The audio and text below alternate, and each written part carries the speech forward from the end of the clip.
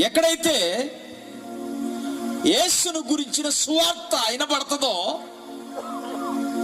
అక్కడ దుష్ట దురాత్మ శక్తులు లయమైపోతాయి. ఒక గ్రామానికి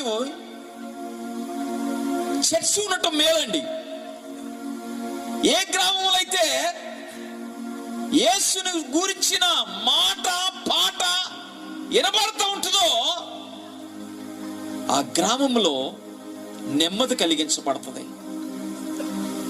మా ఊర్లో ఒక హైందూ కుటుంబం నుంచి వచ్చాను. మా ఊర్లో ఒక్క చర్చి లేదు, ఒక క్రైస్తవులు లేరు. గుంటూరు జిల్లా గ్రామంలో అనేటువంటి కులస్తులు ఉండేవారు.